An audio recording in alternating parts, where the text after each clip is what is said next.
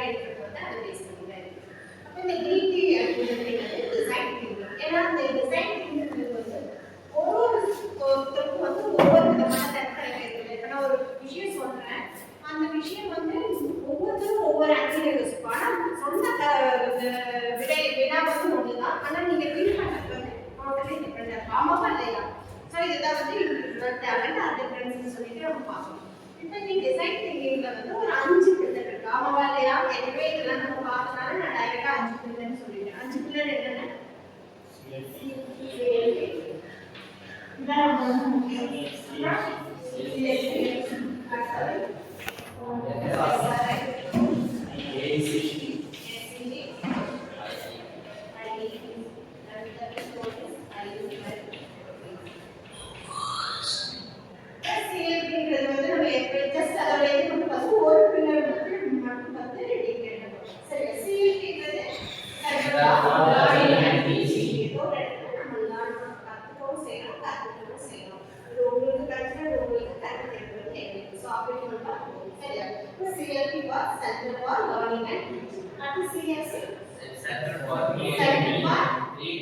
நிறைய விஷயங்கள் வந்து நாமளே வந்து இண்டிவிஜுவலா பண்ண மாதிரியான சூழல். அப்ப நாம ரெஸ்பான்சிபிலிட்டி யாருமே சொல்லுவோம். நம்ம என்ன நீங்க லேர்ன் பண்ணியாச்சு, அப்ளை பண்ணி ஆனா என்ன ஒரே விஷயம் லாஸ்ட் எங்க பாருங்க அந்த மாதிரி லைஃப் ஷேர் பண்ணுங்க.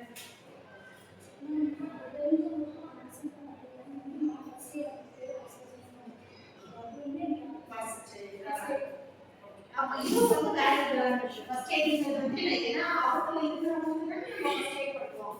அப்ப அவங்க தெரியாமலே பண்ணிருப்பாங்க. இதுதான் சோஷியல் ரெஸ்பான்சிபிலிட்டி. அப்புறம் வேற இது அது வந்து சொல்லலாம். சடங்கு சொல்றீங்க. அப்ப வந்து அப்பவே வந்து தெரிஞ்சிருது. ஆனா இப்போ வந்து அதோட வேல்யூஸ் வந்து நீங்க இன்ஃபர்ம் பண்றீங்க இல்லையா? அடுத்து வேற யாருக்குமே ஒரு நடக்கலையா? பஸ்ல, கோயில்ல, ஹாஸ்பிட்டல்ல, எத்தனை இடம் டோட்டலா அப்படியே வெளியில போனோம்னு வைங்க.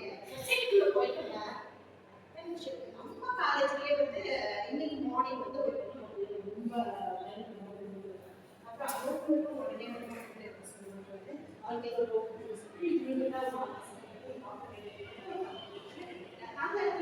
இன்னைக்கு காலையில் ஒரு சோஷியல் ரெஸ்பான்சிபிலிட்டி நம்ம காலையில் அந்த மாதிரி எல்லாம் வந்து என்னென்ன சுற்றி நிகழ்வுகள் வந்து எதுவுமே பிளான் பண்ணாமல் நடக்குது. நிகழ்வுகள் வந்து நடந்துகிட்டே இருக்கும். அந்த பர்டிகுலர் டைம்ல வந்து நம்ம எப்படி ஓவர் பண்ணுறோம் அதுதான் சரி. அடுத்து வேற